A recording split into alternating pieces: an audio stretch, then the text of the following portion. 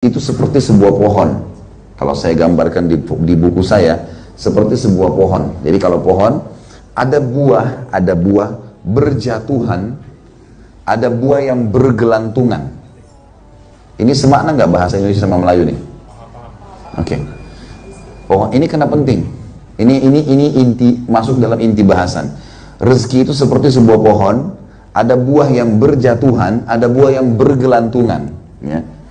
Buah yang berjatuhan ini saya tulis dalam buku saya, namanya rezeki ikhtiar. Rezeki mutlak. Rezeki mutlak ini maksudnya adalah pasti sampai ke bapak ibu, mau nggak mau. Ini air saya nggak pernah pesan tadinya, sampai ke saya. Kalau rezeki kita akan sampai ke kita. Tapi ini jenis rezeki yang pertama, namanya rezeki ikhtiar. Ini bahasa saya pribadi ya, supaya mudah difahami. Kalau ini ikhtiar, kenapa? Rezeki mutlak, rezeki mutlak. Artinya mau nggak mau, karena sudah jatuh buah-buahan ini, kita tinggal pungut makan, bebas. Dan ini, ya, yang berjatuhan ini, masuk dalam sabda Nabi Muhammad SAW. Jadi kalau Bapak Ibu baca hadis ini, fahamin baik-baik, jangan salah. Kata Nabi SAW, tidak ada jiwa meninggal dunia, mati, kecuali yustaufa rizku, akan diberikan semua rezekinya. Jadi Bapak Ibu, tidak mungkin kita mati kecuali semua yang Allah sudah catatin sampai ke kita. Ada orang subhanallah pas tua dapat warisan sekian banyak. Pada saat dia sudah mulai tua, dapat kendaraan, dapat rumah, dapat macam-macam. Karena memang dia tidak akan mati kecuali rezekinya sudah dikasih semua, harus sampai ke dia. Tapi ini namanya rezeki mutlak. Masuk dalam hadis yang lain juga bunyinya begini. Kalau seseorang di antara kalian lari dari rezekinya, dia nggak mau rezekinya, sebagaimana dia lari dari kematian, maka rezekinya akan datang kepadanya, sebagaimana mati akan datang kepadanya. Ini rezeki pasti sampai. Jelas sampai sini ya? Baik. Kita pindah, ada rezeki yang kedua, buah yang bergelantungan. Ini namanya rezeki ikhtiar. Rezeki ikhtiar ini, di atas pohon, buahnya bergelantungan. Untuk sampai ke atas, mengambil buah yang di atas pohon, Bapak Ibu butuh fasilitas. Tangga. Ya. Tangga ini ilmu pengetahuan. Misal, salah seorang dari kita, Bapak Ibu sekalian, sekolah S1, ya, sini bilang S1 juga ya? Degree, oke. Di Indonesia bilang S1, diringkas. S1 ini sarjana tingkat 1, S2 ada sarjana tingkat 2, seperti itulah ya. Yang jelas, seseorang kuliah, lalu kemudian dia jadi degree tadi, misalnya tamat, tujuannya misal untuk dapat pekerjaan.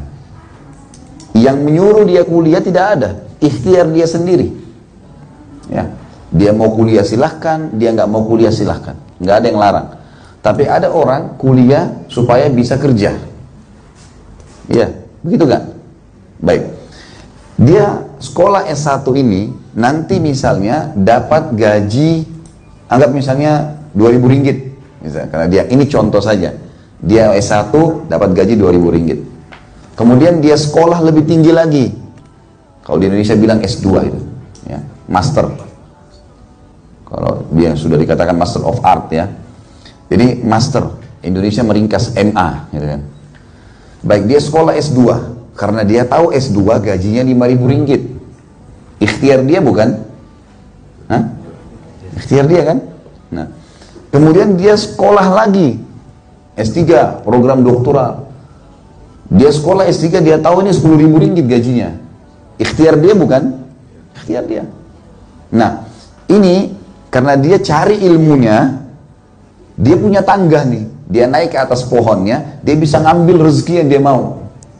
Ikhtiar tapi. Misal, Bapak Ibu buka sebuah restoran, sebuah butik atau apalah usaha ya. Kalau kita punya ilmunya, kita belajar buka restoran itu apa, ukinya harus dari mana, pangsa pasarnya, modalnya, dari mana semua kita pelajarin.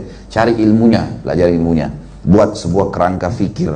Oh ya ini modalnya sekian, oh ini usahanya pangsa pasarnya seperti ini, oh nanti saya butuh pegawai sekian orang, nanti menunya apa saja, dan seterusnya. Ini kan kita belajar ya.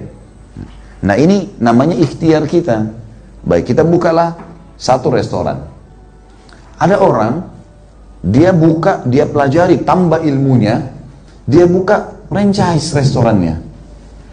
Ikhtiar dia bukan? Ikhtiar. Kenapa KFC, McDonald bisa punya banyak cabang sampai ribuan, mungkin jutaan seluruh dunia?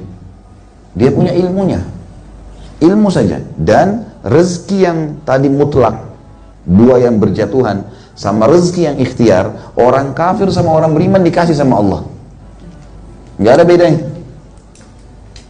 Yang jatuh ini, semua orang kafir minum, semua orang kafir makan, semua orang kafir hidup oksigen, semua orang kafir tangkap cahaya ini sehingga bisa melihat.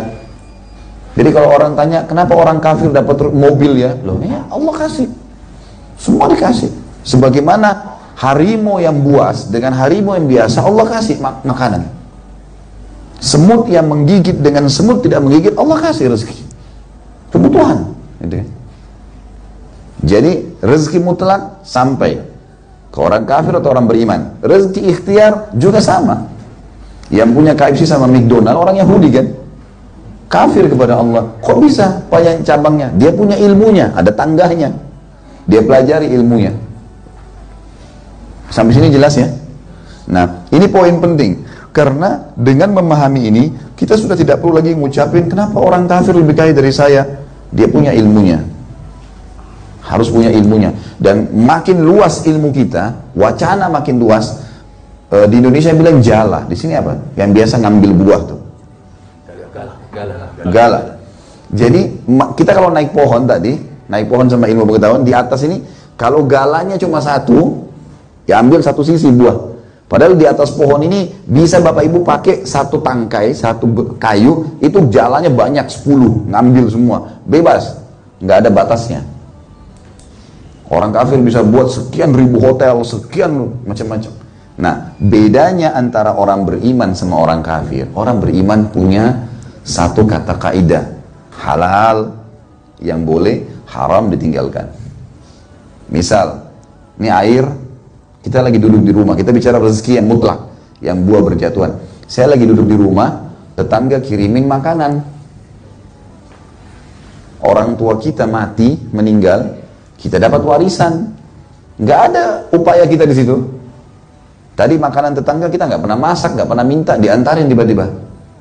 Orang tua kita setengah mati, Indonesia bilang banting tulang ya, kerja banting tulang. Kemudian mati kita, anaknya enak-enak dapat warisan. Ini rumah, ini apartemen, ini mobil, nih. Datang kepada kita, gitu kan? Maka ini semuanya mutlak sampai ke kita gitu. Cuman kita sebagai seorang muslim tahu ini makanan yang diantar halal atau tidak. Kan sudah sampai ke kita nih. Haram jangan disentuh. Buang. Babi misalnya, anjing misalnya, atau hewan haram. Kan itu. Maka jangan dimakan. Jadi ada halal haramnya. Kalau orang kafir semuanya diambil sama dia. Dia nggak peduli. Nah, kalau bahasa buah-buahan tadi, karena pohon ini kita anggap ada buah-buahannya, orang Islam itu hanya ambil buah yang bagus. Sedikit rusak jangan. Syubhat jangan diambil. Ini buahnya orange, bagus warnanya, tapi sedikit ada hitamnya, syubhat, jangan diambil. Ambil yang bagus saja kata Allah. Itu maksudnya halal. Syubhat atau haram jangan disentuh. Buah di atas tadi kalau naik, ingat, ambil yang bagus saja ya, yang high quality. Yang enggak jangan diambil. Bisa dipaham sampai sini? Baik.